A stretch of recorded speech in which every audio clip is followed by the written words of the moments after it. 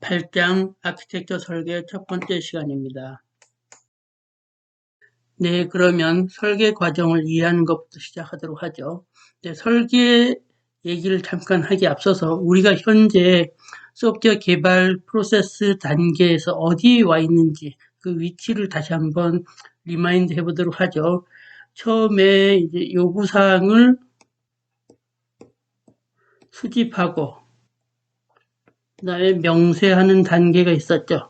요구사항을 수집하고 명세하는 단계를 우리는 요구사항 정의 단계라고 이제 볼 수 있겠습니다. 그래서 이 단계가 끝나고 나면 그 다음에 분석 단계가 있죠. 분석 단계인데 분석 단계에서는 무슨 일을 해요? 여러분들이 요구사항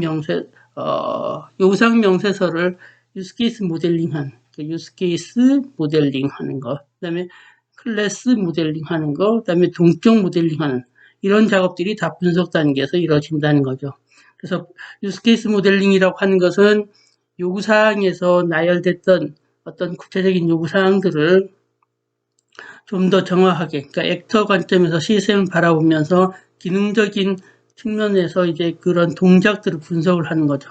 그 다음에 그런 유스케이스를 실현하기 위해서 어떤 클래스들이 그 콜래보레이션에 참여하는지를 파악하는 것이 클래스 모델링이 되겠고요. 그 다음에 그런 클래스 모델링을 통해서 클래스들이 도출되었다고 하면 그들 간에 어떤 그 상호작용을 하는지를 모델링하는 것이 동적 모델링이 되겠습니다. 그래서 그러한 단계가 분석 단계. 그래서 우리가 분석 단계에서는 유스케이스 모델링, 클래스 모델링, 동적 모델링을 했고요. 그 다음 단계가 이제 설계 단계라는 거죠. 그래서 설계 단계에 지금 우리가 와 있는데 이 설계 단계에서는 여기서 이제 다루게 되는 설계 과정들을 이제 실제로 수행하는 그런 과정이 되겠습니다. 그래서 설계에서 먼저 아키텍처 설계와 상세 설계가 있는데 우린 지금 아키텍처 설계에 중점적으로 그 내용을 다루도록 하겠습니다. 그래서 여기 보시면 설계는 다음의 방법을 찾기 위한 문제 해결 과정이다 라고 했는데 다음의 방법이 뭐냐면 시스템의 기능적 요구사항을 구현하기 위한 방법. 앞서서 이제 요구사항이 있었고 그런 요구사항에 대해서 요구사항에는 크게 기능적 요구사항과 비기능적 요구사항이 있었죠. 그래서 기능적 요구사항과 비기능적 요구사항이 있었는데 그런 기능적 요구사항을 구현하기 위한 방법. 사실 시스템의 기능적 요구사항을 구현하기 위해서 그런 기능적 측면을 많이 분석하는 것이 분석 단계였는데 그때 그 여러 가지 수행해야 할 기능들, 예를 들어서 클래스에서 어떤 특정 메서드들이 있다고 하면 메서드가 무슨 기능을 한다라는 건 다 그 정의가 됐지만 그러한 내용들을 구체적으로 구현하기 위한 방법. 예를 들어서 특정 메서드가 소팅을 해야 된다. 정렬 과정 소팅을 해야 된다라고 하면은 이 설계 과정에서 그럼 구체적인 소팅을 어떤 알고리즘을 쓸 거냐, 버블 소트를 쓸 거냐, 셀렉션 소트를 쓸 거냐, 퀵 소트를 쓸 거냐 그런 것들을 다 결정하는 단계가 설계 단계가 되겠어요. 그 다음에 비기능적 요구사항에 의한 제약을 준수하는 방법. 그러니까 앞서서 요구사항에는 기능적 요구사항과 비기능적 요구사항이 있다고 했는데 이 분석 단계에서는 주로 기능적 요구사항의 문제를 해결하기 위해서 노력을 하는데 설계 단계는 특히 비기능적 요구사항에 대한 제약을 준수하는 방법에 대해서 많이 그 설계 과정에서 고려한다는 거죠. 예를 들어서 우리가 어떤 그 퍼포먼스, 성능이라고 하는 퍼포먼스가 중요한 그 비기능적 요구사항인데 그럼 그런 비기능적 요구사항인 성능, 퍼포먼스를 만족하려고 하면은 우리가 그 멀티티어 시스템으로 시스템을 구성한다고 할 때 어떤 컴포넌트를 어떤 티어에다 둘 것이냐 그런 것들 결정하는 그런 부분들이 그런 것에 따라서 성능이 이제 차이가 있을 수 있거든요. 그래서 그런 부분들을 실현하는 그런 노력들을 설계 과정에서 한다는 거죠. 그 다음에 설계 과정에서는 특히 좋은 품질의 일반적인 원칙을 고수하는 방법에 대해서도 이제 그 연구하고 해결을 한다는 거죠. 그래서 이 좋은 품질의 원칙을 고수해야 하는 이유는 소프트웨어는 한번 개발되고 나면 그걸로 이제 딱 한번 개발되고 릴리즈 되면 그걸로 끝이냐? 그렇지는 않아요. 소프트웨어는 그 릴리즈 되고 나서 다음에 다시 어떤 기능을 추가한다든지 어떤 새로운 환경으로 포팅한다든지 어떤 오류가 발견되면 고친다든지 등과 같이 계속해서 소프트웨어가 그 유지 보수 과정을 거치면서 라이프 사이클이 길어지게 되는 거죠. 그런 소프트웨어가 그런 라이프 사이클을 길게 하려고 하면 결국은 좋은 품질의 원칙을 지켜야만 소프트웨어의 그 라이프 사이클이 길어지게 됩니다. 그래서 그럴 때 그 소프트웨어의 좋은 어떤 그 좋은 품질의 원칙을 지켜나가도록 하는 것이 설계 과정에서 수행하는 일이다라고 말씀드릴 수 있겠습니다. 네, 사실 설계 작업은 의사결정 과정의 연속이라고 볼 수 있겠습니다. 그 설계 담당자는 설계 과정에서 여러 설계 이슈에 직면하게 되는데 그 설계 이슈라고 하는 것은 그 전체 설계 문제에 포함된 이제 작은 문제가 되겠어요. 그래서 그런 작은 문제를 해결하기 위해서 여러 가지 해결책, 설계 옵션들이 존재하는데 그런 해결책 중에서 가장 좋은 방안을 찾는 과정이 결국 설계 과정이다라고 볼 수 있겠습니다. 그래서 이런 설계 과정에서 어떤 의사결정을 내리기 위해서 소프트웨어 엔지니어가 사용할 수 있는 지식이나 정보는 요구사항 정보.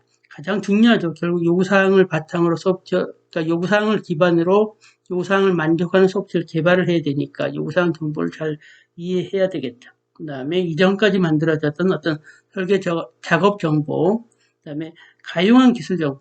결국 현재 가용한 기술이 어떤 거냐, 그 위에서 실현하려고 하면 현재 가용한 기술에 대해서 잘 이해해야 되겠죠. 그래서 현재 우리 소프트웨어 시스템을 구현하고 실현하려고 하는 그런 환경이 어떤 건지, 그래서 그런 환경에 맞는 어떤 기술이 뭔지 그런 것들을 이해해야만 좀 더 좋은 소프트웨어를 설계할 수 있겠습니다. 그 다음에 소프트웨어 여러 개의 설계 원리, 그다음 베스트 프랙티스 정보를 또 잘 이해해야 되겠죠. 그래서 우리가 특히 이번에 그 소프트웨어 설계 수업에서는 여러 가지 소프트웨어 설계 원리에 대해서 집중적으로 배울 겁니다. 그 다음에 지금까지 잘 설계됐던 그런 작업 정보들을 참조할 필요가 있겠죠. 네, 설계 과정은 여러 가지 해결책, 설계 옵션 중에서 가장 좋은 방안을 선택하는 그런 일련의 과정이라고 말씀드렸었죠. 그래서 서로 다른 대안들을 선택할 수 있도록 하는 가능한 모든 설계 방법의 영역을 우리는 디자인 스페이스라고 합니다. 그래서 이런 디자인 스페이스에서 설계 시 내린 의사결정에 의해서 파생된 결과가 결국 최종적인 소프트웨어 산출물이다라고 할 수 있겠죠. 그래서 우리가 어떤 소프트웨어를 개발한다라고 하면은 이제 선택을 하는 거죠. 모놀리틱으로 하냐, 클라이언트 서버로 하냐 해서 클라이언트 서버로 하겠다. 그 중에서 씬 클라이언트로 하겠다. 그 다음에 유저 인터페이스를 분리하겠다. 그 다음에 자바로 구현하겠다. 라고 하면은 결국 이 최종적인 소프트웨어 산출물은 자바로 구현된 그러면서 유저 인터페이스가 분리된 씬 클라이언트 형태의 클라이언트 서버 시스템이다라고 얘기할 수 있겠죠. 아키텍처 설계 과정에서는 시스템을 구성하는 구성 요소를 파악을 하고 그런 구성 요소들 간의 상호작용을 정의하는 업무를 수행합니다. 그래서 여기서 시스템 구성 요소에 대해서 한번 살펴보도록 하죠. 먼저 컴포넌트입니다. 컴포넌트라고 하는 것은 분명한 역할을 가지고 있으며 독립적으로 존재할 수 있는 하드웨어 또는 소프트웨어 조각이다라는 거죠. 그래서 분명한 역할을 갖고 있고 독립적으로 존재한다라고 하는 측면을 우리가 주목할 필요가 있겠어요. 그래서 이러한 컴포넌트는 같은 기능을 가진 다른 컴포넌트로 대체할 수 있다고 하는 특징과 대부분의 컴포넌트는 재사용 가능하도록 설계된다고 하는 특징을 갖고 있다는 거죠. 네, 모듈이라고 하는 것은 프로그래밍 언어 수준에서 정의된 컴포넌트를 말합니다. 자바 언어에서의 모듈 예를 볼까요? 자바 언어에서는 제일 작게는 메소드가 하나의 모듈이 될 수 있어요. 좀 더 크게는 이제 클래스, 그 다음에 더 크게는 클래스들의 묶음인 패키지도 모듈로 정의될 수 있습니다. 그 다음에 C 언어에서의 모듈은 파일, 하나의 .c 파일, 그 다음에 어떤 펑션, 또 이제 모듈로 정의될 수 있다는 거죠. 네, 시스템은 정의 가능한 책임과 목적들을 가지고 있고 소프트웨어나 하드웨어로 구성된 논리적 객체를 말합니다.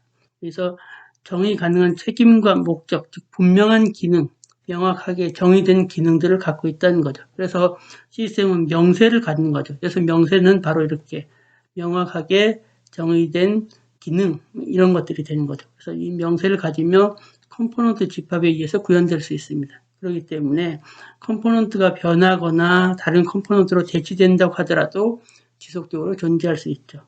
이런 시스템은 여러 개의 서브 시스템으로 구성될 수 있는데, 그렇기 때문에 서브 시스템은 그러한 대규모 시스템의 일부분이 되겠고, 그다음에 명확한 인터페이스를 갖는다라고 하는 특징이 있죠. 네, 지금까지 언급한 시스템의 구성 요소들 간의 관계를 UML로 표현하면 다음과 같습니다. 시스템은 여러 개의 서브 시스템으로 구성될 수 있다는 거죠. 그럼 서브 시스템은 시스템의 일종이다.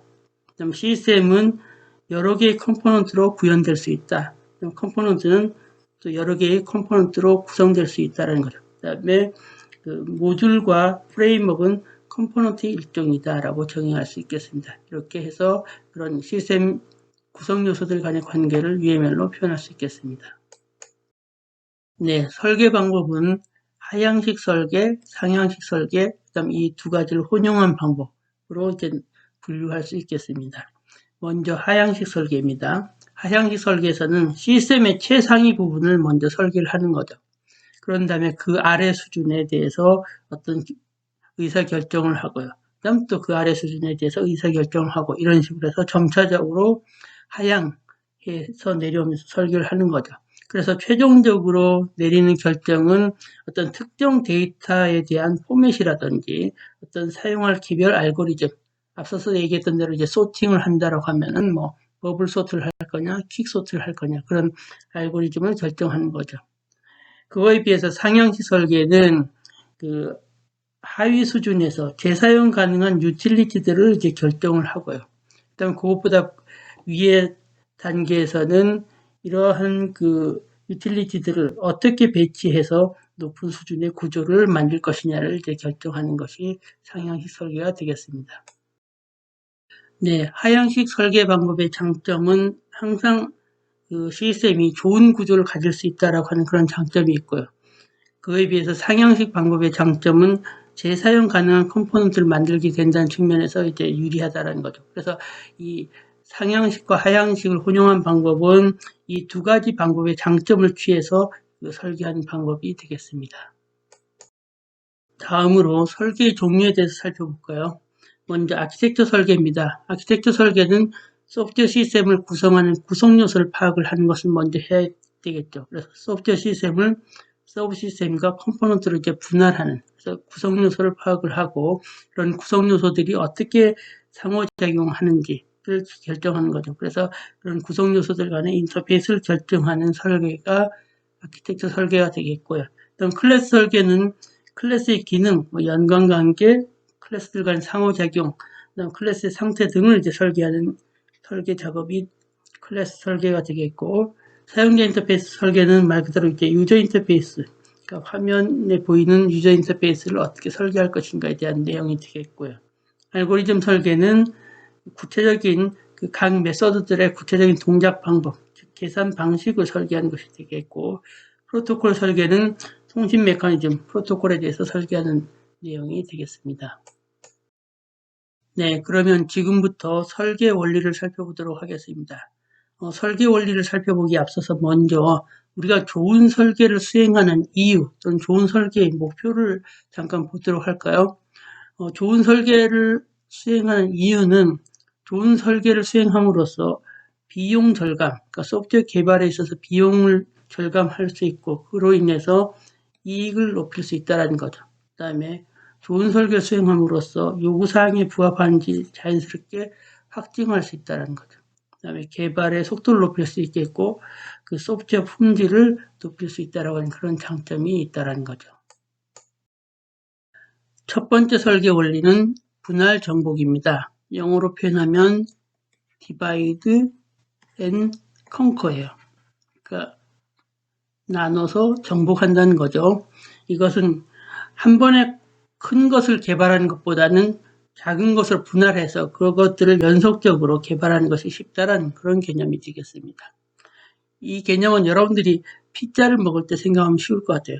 피자를 한 판을 한꺼번에 먹는 것보다는 어때요? 이렇게 여러 조각으로 분할한 다음에 각 조각으로 나눠서 조각을 먹는 것이 훨씬 더 편하죠. 그래서 그러한 개념하고 똑같다는 거죠. 그래서 이렇게 업무를 작은 것으로 분할해서 그것을 연속적으로 개발하는 이런 식으로 수행하다 보면 사람들을 나누어서 각 부분을 이렇게 나눠서 작업을 할 수 있다는 거죠. 예를 들어서 자동차를 설계한다라고 하면 엔진 설계하는 부분, 몸체 설계하는 부분 이런 식으로 작업을 나눠서 수행을 할 수 있다는 겁니다. 그래서 우리가 소프트웨어 시스템을 개발할 때도 이렇게 작은 부분으로 나눠서 개발한다고 하면 다음과 같은 이점이 있다는 거죠. 개발 작업을 병행적으로 진행을 할 수 있고요. 그래서 이렇게 개발 작업을 병행적으로 진행함으로써 개발 기간을 단축할 수 있다는 거죠. 그다음에 어떤 소프트웨어 시스템이 데이터베이스를 이용하고 어떤 분산 환경에서 동작하고 그런 상황이 있다라고 하면은 그럴 때 그 데이터베이스 전문가 또는 분산 환경의 전문가 그런 식으로 해서 개별 소프트웨어 엔지니어들이 자신의 분야에서 전문성을 높일 수 있다는 거죠. 데이터베이스 전문가는 데이터베이스를 설계하는 쪽에 전문적인 일을 할 수 있고 분산 시스템 전문가는 어떤 소프트웨어 시스템을 분산 환경에 배치하도록 하는 그런 분산 환경에 맞도록 설계하는 것의 전문성을 높일 수 있다는 거죠. 그 다음에 컴포넌트가 더 작아지고 이해하기 쉬워지겠죠. 그 다음에 어떤 부분을 변경하거나 교체할 필요 없이 부품을 교체하거나 변경할 수 있다고 하는 그런 장점이 있다는 거죠. 소프트웨어를 분할하는 방법을 살펴보면 분산 시스템의 경우 클라이언트와 서버로 분할할 수 있겠죠. 시스템은 여러 서브 시스템으로 분할할 수 있겠죠. 서브 시스템은 하나 또는 그 이상의 패키지로 분할할 수 있겠고 패키지는 여러 클래스들로 이제 분할할 수 있겠죠. 두 번째 설계 원리는 응집력을 높여라 라는 것입니다. 서브 시스템이나 모듈이 서로 관련 있는 것들을 같이 모아두고 그 위의 것들을 배제할 경우에 응집력을 높일 수 있다는 거죠. 응집력이 높다는 것은 여러분들이 이렇게 생각해 보면 쉬워요. 어떤 집단이 있는데 집단이 단일 목표를 위해서 구성원들이 참여하고 있다라고 하면 어때요? 그 단일 목표를 위해서 구성원들이 똘똘 뭉친다라고 생각할 수 있겠죠. 그럴 때 우리는 똘똘 뭉친다, 응집력이 좋다라고 합니다. 그런데 그렇지 않고 어떤 집단이 여러 목적으로 모여 있다라고 하면 각자 자기 막 주장을 하는 거예요. 그러면 응집력이 높다라고 할 수 없는 거죠. 서로 다른 주장을 하면서 잘 뭉쳐지지가 않으니까요. 그런 개념이다라고 이해하시면 쉽습니다. 그래서 응집력이 높으면 전체 시스템을 이해하거나 변경하기가 쉽다라고 하는 그런 장점이 있습니다. 그래서 우리가 여기서 다루는 응집력은 이렇게 7가지 유형이 있는데 그 각각의 응집력에 대해서 앞으로 자세히 살펴보도록 하겠습니다. 기능적 응집도는 어떤 특정 결과, 특정 기능을 계산하기 위한 코드만이 모여있고 나머지가 배제될 때 달성될 수 있는 응집도가 되겠어요. 그래서 기능적 응집도는 앞에서 설명한 7개 그 응집도 중에서 가장 높은 또는 가장 강한 응집도가 되겠습니다. 그래서 얘는 어떤 특정 기능을 수행하기 위해서 그런 기능을 수행하기 위한 코드들만이 모여 있다는 거죠. 그래서 이러한 경우에는 모듈이 단일 작업을 수행한다. 어떤 특정 기능만 수행한다는 거죠. 그래서 하나의 결과만을 낼 때 달성될 수 있다는 거죠. 이러한 기능적 응집도의 사례로는 수학 함수, 예를 들어서 사인 함수, 코사인 함수 이런 경우가 단일 기능만 수행하는 거죠. 그다음에 대출금에 대한 이자 계산하는 모듈이라든지 화학 공정에서 어떤 물질들을 섞을 때 그 최대 비율을 계산하는 어떤 화학 공정 제어 모듈이라든지 이런 것들이 다 단일 기능만을 수행하는 기능적 응집의 사례에 해당하겠어요. 그래서 이런 기능적 응집도를 가진 모듈의 장점은 일단 단일 기능만 수행하기 때문에 이해하기가 쉬워요. 그 다음에 그 정해진 기능 이외의 사이드 이펙트, 즉 다른 데 영향을 미치거나 그러지 않기 때문에 재사용하기 쉽다는 거죠. 그 다음에 대체하기가 쉬워서 유지 보수를 수월하게 한다라고 하는 그런 장점이 있습니다. 다음으로는 계층적 응집도가 있습니다. 계층적 응집도는 연관된 서비스를 제공하거나 연관된 서비스에 접근하는 기능들을 같은 수준의 계층에 모아놓고 그 위의 것을 배제하는 그런 형태로 구성될 때 계층적 응집도를 갖습니다. 그래서 각 층은 계층을 형성해요. 그래서 이렇게 층이 있고 그러면 이 상위 층에서는 하위층의 서비스에 접근을 할 수 있고, 그렇지만 하위층에서는 상위층의 서비스를 이용할 수 없는 그런 형태로 층을 형성해 놓은 거죠. 이럴 때 하나의 계층이 프로시저의 집합을 통해서 서비스를 제공한다고 할 때 그런 프로시저의 집합을 우리는 API라고 부릅니다. 그래서 이런 계층적 응집도는 장점이 있는데 이 다른 층에 영향을 주지 않고 어떤 층을 대체할 수 있어요. 그래서 어떤 층을 빼내고 이제 구현 방법은 다르게 하고 API는 동일한 형태로 해서 층을 이제 대체할 수 있는 거죠. 그러니까 이 경우에는 구현 방법은 다르지만 API는 동일해야 돼요. 그래서 API를 복제하기만 하고 안에 구현 방법은 다르게 해서 대체할 수 있다는 거죠. 이런 그 장점이 있습니다. 그러면 몇 가지 계층의 사례를 살펴볼까요? 제일 흔한 응용 프로그램의 전형적인 계층 볼까요? 맨 위에가 이제 사용자 인터페이스입니다. 그 다음에 애플리케이션 로직이 있고 그 아래에 운영체제에 접근하는 기능, 또는 DB 접근, 또는 네트워크 통신을 담당하는 그런 모듈들이 이제 위치할 수 있죠. 그래서 이런 식으로 해서 각 계층들을 두고 여기 상위 계층에서는 하위 계층의 서비스를 이용을 하지만 하위 계층에서는 상위 서비스를 이용하지 못하는 이제 그런 식으로 구성을 할 수 있는 거죠. 그 다음에 운영체제 계층도 있죠. 운영체제 계층은 메뉴에 이제 애플리케이션 프로그램이 있고 그 아래에 어떤 스크린 디스플레이를 담당하는 기능, 그 다음에 유저 어카운트를 관리하는 기능, 파일 시스템, 맨 아래 커널이 있고 이제 이렇게 있을 수 있죠. 그 다음에 통신 시스템의 계층에 보면 애플리케이션 프로토콜 담당하는 층, 그 다음에 커넥션을 담당하는 층, 그 다음에 패킷을 처리하는 층, 그 다음에 전송하고 수신하는 그런 층. 이렇게 해서 여러분들 톡 시간에 이제 여러 가지 그 계층으로 구성될 수 있다는 거 배웠죠. 그래서 이런 경우가 계층의 어떤 형태를 띠는 그런 사례가 되겠습니다. 그런데 이럴 때 그런 단일 계층을 형성할 수 있는 서비스로는 뭐 여기서 보신 대로야 어플리케이션 로직 같은 경우가 이제 연산을 위한 서비스가 되겠고, 그다음에 어떤 전송, 뭐 데이터 전송 서비스, 그다음에 데이터 저장 서비스라든지 보안 관리 서비스, 뭐 사용자 상호작용 서비스 이런 등등이 모두 다 단일 계층을 형성할 수 있는 서비스가 되겠습니다. 네, 다음으로는 교환적 응집도가 있습니다. 이 교환적 응집도는 하나의 모듈을 구성을 할 때 어떤 특정 데이터에 접근하는 기능들만을 모아서 하나의 모듈을 구성할 때 그런 형태일 때 띄는 응집도가 교환적 응집도가 되겠어요. 그래서 여기 보시면 특정 데이터에 접근하거나 조작하는 요소는 같이 두고 그 위의 것을 배제할 때 그런 모듈이 띄는 그 응집도가 교환적 응집도가 된다는 거죠.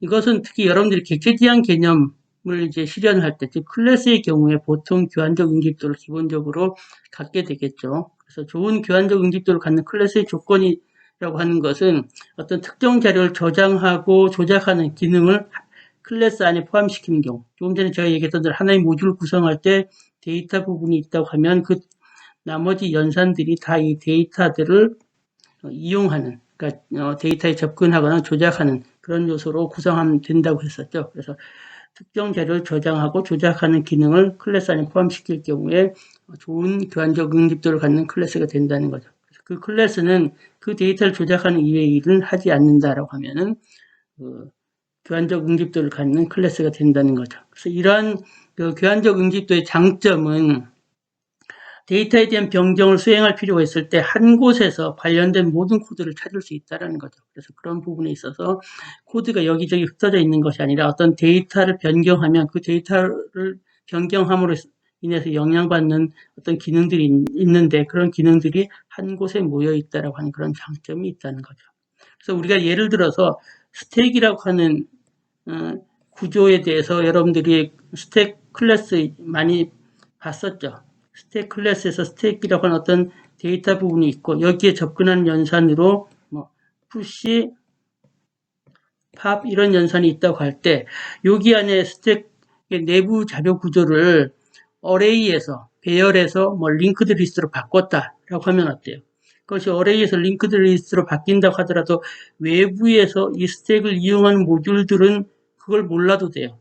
오로지 이 어레이에서 링크드 리스트로 바뀌었다라고 하면 푸시, 팝의 내부 구현만 이제 바뀌면 되는 거죠. 그래서 외부에서는 그냥 푸시 또는 팝만을 접근해서 이용하니까 그것이 내부에서 바뀐 것을 몰라도 된다는 거죠. 그래서 자연스럽게 그런 그 인포메이션 하이딩, 그러니까 정보 은닉을 할 수 있다라고 하는 그런 장점도 있다라는 거죠.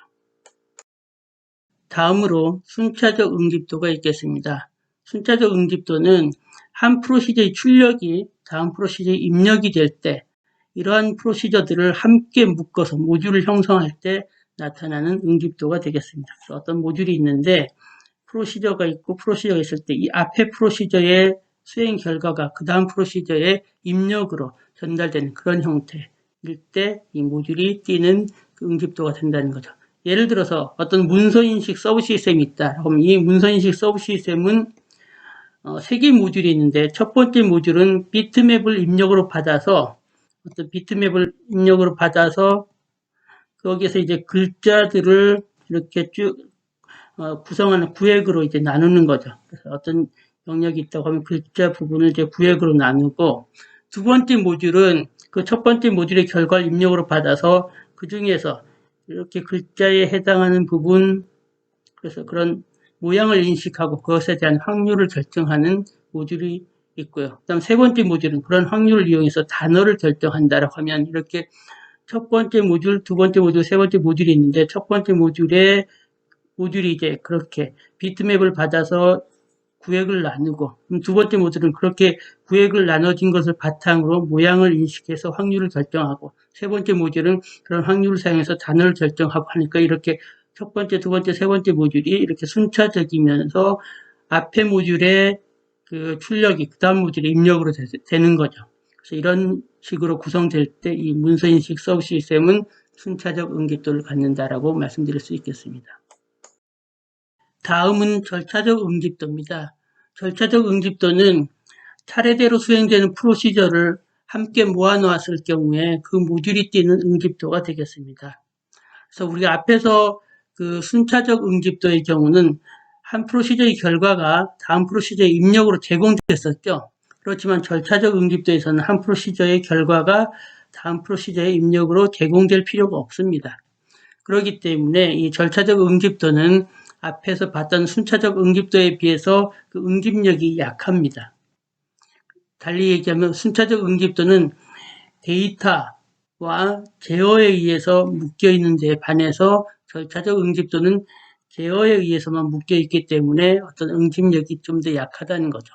그래서 예를 들어서 절차적 응집도의 사례를 보면 어떤 프로시저 1은 데이터베이스에서 어떤 부품 번호를 읽어요. 그래서 어떤 부품 번호를 읽는 기능을 수행을 하고 프로시저 2는 유지보수 파일에다 어떤 수리, 리페어한, 그러니까 수리 기록을 이제 업데이트하는 그런 기능을 수행한다. 그래서 이 프로시저 1과 프로시저 2는 같이 묶여있긴 하지만 앞에서 읽었던 이 부품 번호를 바탕으로 얘가 그 부품 번호가 그 다음 프로시저 2의 입력으로 제공되는 그런 형태는 아닌 거죠. 단지 여기선 부품 번호를 읽고 그것에 대한 어떤 정보를 파악을 하는 것에 끝나고 프로시저 2에서는 수리 기록을 이제 갱신하는 기능을 수행하니까 어떤 그 프로시저 간의 그 한 프로시저의 결과가 다음 프로시저 입력으로 제공되는 그런 형태는 아니다라는 거죠. 다음은 시간적 응집도입니다. 시간적 응집도는 프로그램 수행에서 같은 시점에 수행될 연산들을 같이 두고 나머지는 배제한 그런 형태로 모듈을 구성할 때 그 모듈이 띄는 응집도가 되겠습니다. 그래서 이 그 시간적 응집도는 앞에서 봤던 절차적 응집도보다는 약해요. 어떤 얘기냐면 앞에서 절차적 응집도는 프로시저 1, 프로시저 2, 프로시저 3가 있다고 하면 걔네들이 어떤 순서에 의해서 반드시 순서가 지켜져야 되는데 이 시간적 응집도에는 그 프로시저 1, 프로시저 2, 프로시저 3가 있다고 하더라도 얘네들이 어떤 P1, P2, P3 간의 순서가 있지 않고 어떤 때 P1이 먼저 되고 P2가 나중에 돼도 되고 거꾸로 P2가 먼저 되고 P1이 나중에 수행돼도 되고 그런 식이라는 거죠. 단지 그 같은 시점에 수행될 연산들만을 모아놓은 거다라고 말씀드릴 수 있겠습니다. 그래서 예를 들어서 시스템을 시작할 때 또는 시스템 초기화할 때 이럴 때 수행되는 그 코드들을 같이 모아둔 그런 모듈들이 이제 시간적 응집도를 갖게 되겠습니다. 마지막으로 실용적 응집도가 있습니다. 우리가 논리적으로 어떤 그룹에 배치될 수 없는 관련 유틸리티들을 함께 묶어두는 경우가 있죠. 그럴 때 그 모듈이 띄는 응집도가 실용적 응집도가 되겠습니다. 여기서 유틸리티라고 하는 말을 사용하고 있는데, 유틸리티라고 하는 것은 여러 서브 시스템에서 널리 활용될 수 있는, 즉 재사용이 가능한 프로시저나 클래스를 말합니다. 그래서 실용적 응집도를 띄는 가장 대표적인 클래스가 자바에서 매스 클래스가 되겠죠. 매스 클래스에 보면 절대값을 계산하는 ABS 메서드, 그 다음에 사인 메서드, 코사인 메서드 이런 등등이 있는데, 이런 메서드들이 어떤 데이터를 공유하거나 어떤 제어 순서가 있거나 그렇지는 않죠. 단지 수학적 함수라고 하는 이유 때문에 매스 클래스에 같이 묶여 있는 거죠. 그래서 이러한 그 매스 클래스는 실용적, 그러니까 유틸리티들을 묶어놓은 그런 그 모듈이다라고 해서 실용적 응집도를 갖는다는 거죠. 네, 그럼 우리가 그 응집도에 대해서 여러 종류의 응집도를 다 살펴봤습니다. 다시 한번 우리가 리마인드 한다고 하면 응집도에는 기능적 응집도, 계층적 응집도, 그 다음에 교환적 응집도, 그 다음에 순차적 응집도, 절차적 응집도, 그 다음에 시간적 응집도, 그 다음에 지금 얘기한 실용적 응집도 해서 7개의 응집도를 우리가 쭉 나열을 했어요. 그래서 여기서 가장 응집력이 높은 것은 기능적 응집도고, 가장 응집력이 낮은 것은 실용적 응집도가 되겠죠. 그래서 위로 갈수록 응집력이 높고 아래로 내려올수록 응집력이 약한 거죠. 그래서 응집력이 강하고 약하다는 거죠. 그래서 우리가 모듈을 설계할 때는 가능하면 응집력이 강하게 모듈을 설계해야 됩니다. 그래서 가능하면 모듈이 단일 기능을 띄도록 설계하는 것이 좋은데, 그런데 모든 모듈이 다 단일 기능만을 띌 수는 없죠. 즉, 이 기능적 응집력을 갖도록, 기능적 응집도를 갖도록 모듈을 전부 다 설계할 수는 없죠. 그렇기 때문에 모듈들이 기능적 응집도를 갖기도 하고, 어떤 모듈은 교환적 응집도를 갖기도 하고, 절차적 응집도를 갖기도 하고, 그런 식으로 다양하게 이제 존재하게 되는 거죠. 그래서 그렇지만 가능하면 설계를 할 때 응집력을 강하게 설계하는 것이 좋은 설계 방법이다라고 말씀드릴 수 있겠습니다.